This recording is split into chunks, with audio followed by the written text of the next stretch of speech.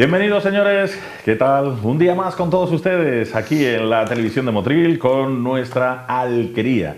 Los encuentros con Motril, o los encuentros en Motril, aquí precisamente desde nuestros estudios centrales y, bueno, desgranándole fotografía a fotografía, documento a documento un poco, bueno, pues algunas de esas historias y ya saben ustedes, ¿no? El recorrido que algunos de ellos, la mayoría han visto ustedes precisamente in situ, ¿no? En nuestras calles, pero ahora haciéndoles estos pequeños resúmenes sobre localizaciones, sobre sitios concretos que agrupan a lo mejor a diferentes calles, como por ejemplo en el que nos ocupan el día de hoy, la Plaza del Tranvía. Les recuerdo que la semana pasada le hicimos una pequeña trampa porque empezábamos con la Plaza del Tranvía y casi que no hilvanamos toda la historia, porque estuvimos hablando sobre todo de algo también que yo creo sinceramente que es interesantísimo, el tema de la documentación, de dónde sacamos todos estos datos para contárselos a ustedes. La curiosidad mató al gato, decía el refrán, y en este caso no a nosotros, porque nosotros lo que queremos es siempre rascar toda la información veraz de nuestro municipio. Y hablábamos de todos esos archivos, tanto los nacionales, los provinciales, etcétera, para saber, bueno, pues toda esa información, dónde y cómo puede salir. Y a mí se me quedó una pregunta todavía con don Manuel Domínguez, que ahora se la haremos. Bienvenido, don Manuel. Gracias. Estamos para hablarles de la Plaza del Tranvía, pero antes de ello hablábamos precisamente de todos estos archivos. ¿Cómo es el trato con un archivo, tanto provincial como nacional? Es decir, me refiero, son lógicamente muy protectores, ¿no?, de todos esos archivos, de todos esos documentos, pero ¿hay apertura, es decir, hay facilidad para ofrecer todos esos documentos? ¿O por el contrario son de los que dicen, no, esto lo tengo yo y aquí no acceso? A nivel de archivos nacionales o provinciales, muy lógico, son funcionarios públicos, los documentos son públicos y entienden muy bien que tienen que estar al servicio de la investigación o al servicio de cualquier ciudadano, respetando los tiempos de las leyes. Es decir, hay documentos pues que tienen que pasar 100 años para poder ser vistos o tienen que ser autorizados de otra manera. Pero en términos generales magnífico, es decir, yo la atención que he recibido siempre que he estado en un archivo ha sido pues excelente, ¿no? Es decir, que la preocupación porque pueda maximizar tu tiempo de investigación. Ellos saben perfectamente que voy, en mi caso, de Motril a Toledo o de Motril a Madrid, y resulta pues que tengo que esperar 5 horas que me den un documento, pues he echado la mañana, ¿no? He perdido el tiempo y el dinero y el esfuerzo. Y lo saben perfectamente, ¿Cualquier persona puede tener acceso a esos archivos o tenemos que ser historiadores, tenemos que estar documentados de alguna manera? Los documentos son públicos y los archivos son servicios públicos. Y cualquier persona te pueden exigir a lo mejor pues que haga un carnet o cualquier, bueno, pues se hace un carnet y ya está, ¿no? Cada investigador, cualquier cosa de esas. Pero antiguamente sí era muy restringido porque, digo en los años 70, 80, porque tenías que tener una carta de presentación de un catedrático en la universidad y hoy es una tontería, porque el que tener una carta de presentación de ningún catedrático de la universidad te asegura que la persona vaya a hacer un buen trabajo o vaya a hacer un buen uso de los documentos, ¿no? Y si tú sacas un documento de este tipo, no sé, un juicio o cualquier expropiación, no sé, cualquier dato, tú luego ese documento lo puedes hacer público a través de internet. Sí, los documentos tienen su fecha de decir, hay, me parece, de propiedad intelectual, ¿no? Es decir, están protegidos durante un tiempo y pasado ese tiempo se convierten en documentos públicos. Hay que citar siempre la procedencia, lo mismo que hay que citar cuando uno habla en cualquier o escribe sobre cualquier cosa y usa el trabajo de otro, hay que citarlo, porque si no estás plagiándolo. Y por otro lado, pues en este caso va igual, ¿no? En este caso uno tiene que citar la procedencia del archivo donde has sacado el documento, no hay ninguna otra pega, a no ser que lo vayas a usar desde el punto de vista comercial, que sí el archivo pues te va por las condiciones, ¿no? Pero que están totalmente reglamentados por las leyes de protección de documentos y tal, pero para la investigación histórica o para la simple curiosidad de la gente, yo he visto Biblioteca Nacional, por ejemplo, en Madrid, Biblioteca Nacional, que hay una cantidad de gente que va a leer libros antiguos. Es una cuestión de investigación, ¿no? Es una cuestión de curiosidad. En vez de leerse una novela... En vez de una novela, pues se va a ver una edición del Quijote del siglo XVII o del siglo XIX. Lo que pasa es que hoy en día yo lo que entiendo es que también la trazabilidad ya de todos esos documentos que salen de ahí, pues ya es complicado, y sobre todo hoy en día, ¿no? Con redes sociales, con fotografías, con internet, porque ya no sabes de quién es, basta con que alguno no cite la fuente para que tú lo cojas de ahí, ya no sabes de quién es. Claro, o sea, al final... el internet ha sido la utilización, la gente cree que lo que está en internet es público, ya puedo hacer lo que quiera, no lo es. Ya puedo hacer lo que quiera con él. Todo tiene derechos de autor y todo tiene evidentemente alguien que lo ha iniciado, ¿no? Es decir, que indudablemente eso va por ahí, pero es verdad que los archivos han sido siempre facilidades, desde el punto de vista, bueno, que llegas, pides un documento, te lo sirven y tú te lo ponen allí en una mesa y ya, pues a mirarlo, a leerlo, intentar leerlo. Si es muy antiguo, pues te llevará más tiempo, y si es más moderno, menos tiempo, pero... Imagino además con mucha meticulosidad. Sí, hay que cuidarlo, las cosas se cuidan, ¿no? Porque claro, las cosas hay que cuidarlo. Hay cosas que te obligan a poner guantes, o depende, ¿no? Pero...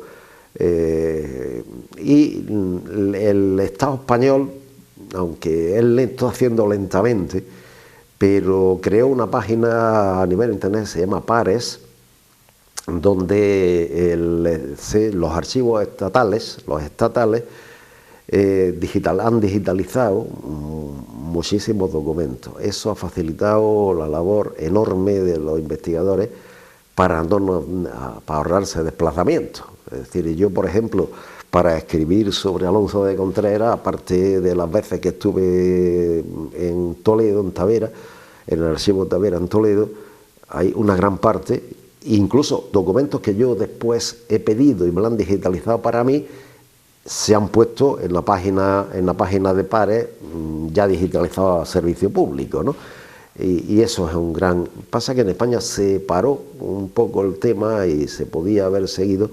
En Andalucía tenemos también una página que se llama ArchivaWeb, donde la Consejería de Cultura también digitalizan documentos y te hacen el inventario de documentos de, por ejemplo, en el caso de Granada, pues Chancillería y tal. Necesitaríamos un poco más que tuvieran la posibilidad de digitalizar más documentos. Que, por cierto, ha mencionado usted a la Junta de Andalucía con esas páginas donde tenemos que hacer un alto en el camino y casi que felicitar a este programa, porque la alquería también se ha visto en páginas web de la Junta de Andalucía. De la Junta de Andalucía de temas de patrimonio. De temas de patrimonio. Un poco como ejemplo a seguir de rescatar la cultura. De lo que se debe hacer con el rescate del patrimonio de las ciudades, de la difusión de la cultura histórica de una ciudad, de la difusión. Otra cosa es la investigación histórica, con sus notas a pie de página y con todo este tipo de cosas. Pero no es la función de la alquería hacer notas a pie de página ni investigación científica, sino divulgación. Bueno, pues la Junta de Andalucía, en sus páginas de la cultura andaluza y del patrimonio andaluz, coge muchas cosas del programa de la alquería de Motril como ejemplo de lo que se debe hacer. Pues nada, pues le mandamos un saludo a todos aquellos que nos vean. Grato es que nos cojan a nosotros humildemente como ejemplo del programa que hacemos aquí, porque esa es nuestra función. Claro. Y nuestra intención, sobre todo, es la divulgación para nuestros motrileños, pero para todo aquel que quiera, lógicamente, pues saber de la historia de Motril. Dicho esto, paramos el tema ya de archivos, que ya lo rescataremos en otro día, porque queremos venir hoy a hablar de la Plaza del Tranvía. Vámonos rápidamente. Hablábamos de que era una plaza de caña, sobre todo, ¿no? El movimiento un poco cañero, con aquel ingenio viejo que coetáneamente estuvo con el ingenio de Hurtado, más en la zona de Levante, lo que luego fue la Huerta Castillo, etcétera. Y bueno, esos dos ingenios, uno en la zona sur, el ingenio viejo, posiblemente venía de otro ingenio o aduana que presumiblemente también podría ser de la reina Elsa Alorra, ¿verdad? ya saben ustedes, nuestra reina madre De Boabdil. de Boabdil. Y bueno, pues teníamos ese Ingenio Viejo. Y ese es el primer nombre así que conocemos más de esta zona, Plaza del Tranvía, ¿no? Plaza del Ingenio Viejo, y con el paso del tiempo, conforme hay protagonistas de la plaza, las cosas van cambiando. Cuando el Ingenio Viejo se vende a la familia Molina Cambero, pues la plaza se llama la Plaza de Molina Cambero, del Ingenio de los Molina Camberos. Después, en el siglo XVII, aparece por Motril, que seguramente estarían antes, pero a mediados del siglo XVII aparece por Motril una familia que va a tener una larga importancia en la historia de Motril, que son los Herrera. La familia Herrera, Lucas de Herrera, que yo estoy convencido que eran de origen judío converso, y que llegan a Motril también como recaudadores de impuestos, porque la mayor parte como los bellugas, Es decir, que aquí los judíos conversos eran muy listos y algunos de ellos pues terminaron siendo más cristianos viejos que nadie. Supervivientes. Los supervivientes siempre agudizan el sentido de... El caso es que los Herrera compran este Lucas de Herrera, que llega a ser regidor de Motril, le va a alquilar muchísimas de las propiedades de los Contreras. Incluso va a alquilar el Ingenio Viejo para producir el azúcar, y le compra a Herrera un trozo de solar en la parte del ingenio que no lo usaba porque era la zona del Salitre, la plaza del Salitre ya, y entonces el puente del Salitre, un trozo de solar para construir su casa solariega, su casa señorial, que es la casa de los Herrera, que después la conocimos todos nosotros, bueno, la conocemos porque los que estamos aquí no la vimos, la conocemos por fotos, de la plaza, la casa de los Jiménez Caballero. ¿Y era exactamente la misma casa o se reconstruyó? Yo creo que es la misma casa, porque incluso las fotos interiores es verdad que las fotos externas de la plaza de la casa de Jiménez Caballero, que ahí la vemos en la foto con el tranvía, no se ven muy bien los escudos. Es verdad que los Jiménez Caballero, José Jiménez Caballero, arregló la casa, pero es posible que los escudos que tengamos ahí sean de los Herrera, de la casa de los Herrera. Bueno, entonces la plaza, como los Lucas de Herrera se construyó su magnífica casa ahí, decían que era la mejor casa que había en Motril, pues plaza de los Herrera. ¿Vivía la familia Aguilar? Pues plaza de los Aguilares. El siglo XVIII, mediados del siglo XVIII, los motrileños convencen al cardenal Belluga para que cree un colegio de jesuitas en Motril. Y entonces el cardenal Belluga compra una casa que hoy es lo que hoy es el convento de las dominicas, está arreglada, pero ahí a principios del siglo todavía se conservaba intacta. Una de las fotos, la de arriba que tenemos arriba, se conservaba intacta. Y compra también la casa de los Herrera para un seminario que se llamó Seminario de San José. Creó el colegio de San Luis de Gonzaga, en lo que hoy es las dominicas, y el seminario de San José en la casa de los Herrera. En la casa de Jiménez Caballero. Bueno, los Herrera, los Jiménez Caballero y los Herrera. Bueno, pues como estaba la Compañía de Jesús allí, los jesuitas, pues plaza de la Compañía de Jesús. Era la Compañía de Jesús. El callejón del colegio, que va desde la calle Carrera a la plaza del tranvía, ese callejón estrecho donde está el colegio y tal, no se llama así por el colegio de las dominicas, se llama así por el colegio de los jesuitas. Desde el siglo XVIII ese callejón se llama el callejón del colegio de los jesuitas y sigue llamándose callejón del colegio. Callejón del colegio. Terminan los jesuitas, lo expulsan a los jesuitas de España, expulsan a los jesuitas de Motril, lógicamente. Se van, ese colegio y esa administración, esa casa de los Herrera, se queda la administración pública para su aduana de Motril, para poner la renta, la administración de rentas de Motril y tal. Bueno, pues plaza de la administración. 1875, restauración de España. Después de la Primera República y el proceso de restauración, se pone de rey Alfonso XII, el líder político de la Restauración en España fue Antonio Cánovas del Castillo, pues había que ponerle un nombre a una calle de Motril, Antonio Cánovas del Castillo, que es el principal político de la Restauración en España, pues Plaza de Cánovas del Castillo. Plaza de Cánovas del Castillo. Y es que lo que está claro es que a cada movimiento, pues lógicamente a nivel popular ya se le ve un poco el plumero, ¿no? De decir, bueno, pues por aquí va a ir la historia. A nivel popular, en 1907 llegan las dominicas, crean su colegio, pues Plaza popularmente, se llamaba Plaza de Cánovas, popularmente Plaza de las Dominicas. 1927, Carlos Castillo, alcalde de Motril, quitamos el nombre de Plaza de Cánovas y ponemos el nombre de Plaza de Carlos Castillo, alcalde de Motril. Llega la República, 1931, Ayuntamiento republicano, socialista, nombre de la plaza, Pablo Iglesias, Plaza de Pablo Iglesias. Termina la Guerra Civil, llegan los nacionales, 1937, Plaza de José Antonio Primo de Rivera. Primo de Rivera. Y al final de todos estos cambios, los motrileños siguieron llamándola a partir del finales del siglo XIX. Por allí pasaba el tranvía que iba a la playa.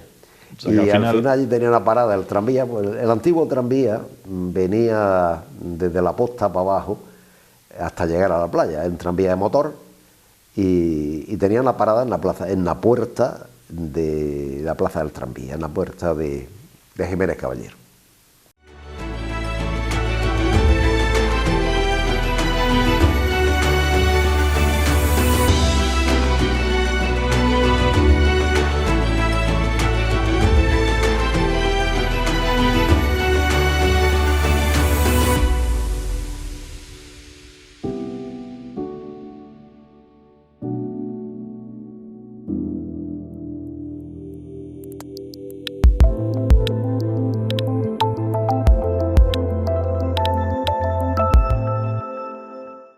Y efectivamente, viendo la plaza del tranvía y cómo al final, yo es lo que te digo siempre, Manolo, el clamor popular al final, o el nombre popular, el que al final predomina, ¿no? Claro, podemos ponerle todos los nombres, todos los políticos, que primero por nombres populares, porque de la plaza del Ingenio Viejo, Caballería Camperos, los Herreras, eran nombres populares.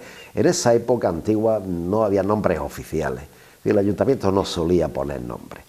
Es el siglo XIX cuando, digamos, los ayuntamientos ya ilustrados del siglo XIX deciden ponerle nombres a las calles y a las plazas, ¿no? Yo creo que la Plaza de Cánovas, desde que la primera vez que se le pone nombre oficial, es el nombre de Plaza de Cánovas. A partir de ahí, pues hay nombres populares. Carlos Castillo, nombre oficial, Pablo Iglesias, nombre oficial, José Antonio, nombre oficial. Pero sobre todo debido al mundo político, porque los políticos claro, utilizan precisamente para ensalzar a su protagonista, lógicamente. El nombre tradicional, cuando el tranvía, pues que paraba ayer el tranvía por la plaza del tranvía, y ese es el nombre que tradicionalmente se ha mantenido. Yo recuerdo la plaza José Antonio, nos preguntaba mucha gente en Motril, ¿dónde está la plaza? No sabíamos dónde estaba la plaza José Antonio. Decían, ¿plaza del tranvía? Pues sí, sabíamos dónde estaba la plaza del tranvía.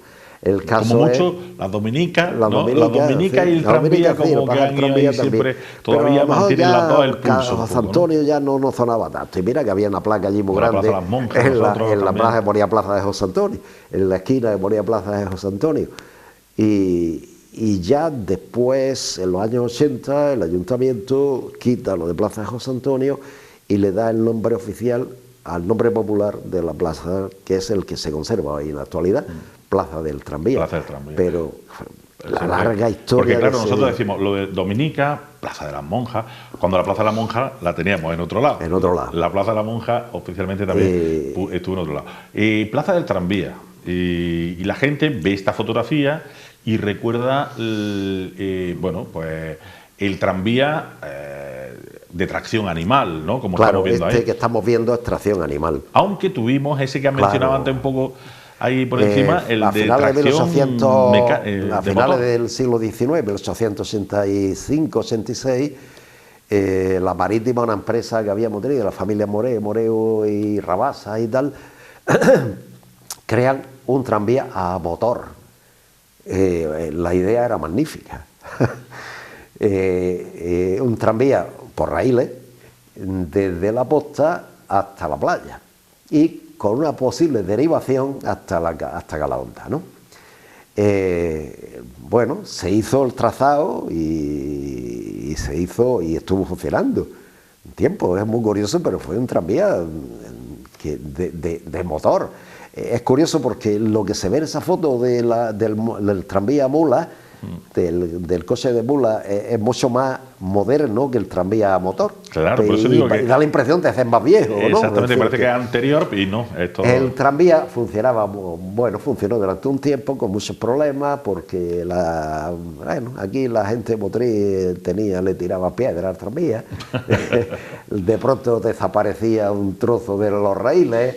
Y total, que el se iban en su propio mulo antes de montarse. Había algunos problemillas con ese tema y hay cosas en los periódicos muy graciosas de decir, bueno, ha desaparecido un trozo de los raíles de la cuesta a la playa y entonces el tranvía no puede seguir, no puede bajar de la cuesta a la playa porque han robado los raíles, ¿no?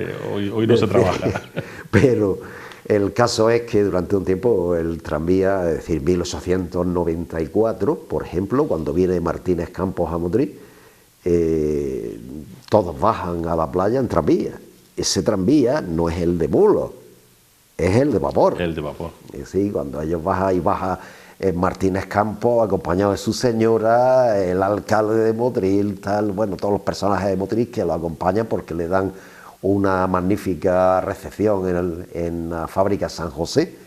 Una comida en la fábrica de San José. Al pobre Martínez Campos no se lo cepillaron de tanto comer en Motril. Del ácido úrico, ¿no? Del ácido úrico. No lo acabaron. El padre de los motrileños, ¿no? Era el padre de los motrileños. Bueno, pues bajan a la playa, va al cerro y después de una vez que rezan delante de la imagen de la Virgen, se bajan a la playa en el tranvía. ¿Qué tranvía bajan? ¿El de mulos? No. El tranvía... ¿Hay alguna foto por ahí, no? No hay ninguna foto. ¿No? Del tranvía a motor no hay ninguna foto. No se conserva ninguna foto del tranvía, que yo conozca, ninguna foto del tranvía a motor.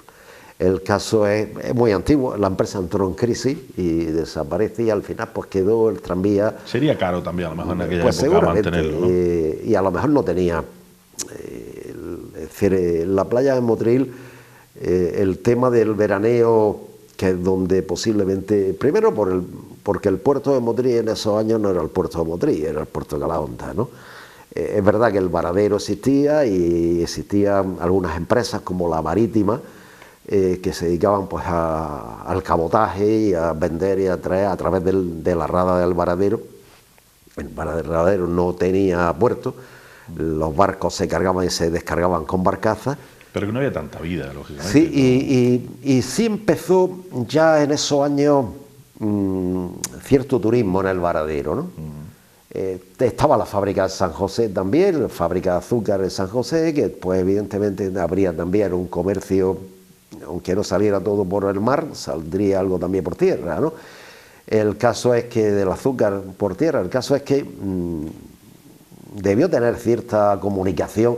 Y en verano, pues sí que ya recoge pues que hay algunos sitios donde los motrileños, la playa de Motril, en aquella época, donde iba a veranear los motrileños, la playa estaba situada entre la Rambla de los Álamos y la Rambla de la Bruja, es decir, entre lo que nosotros, en la entrada de Santa Adela, es decir,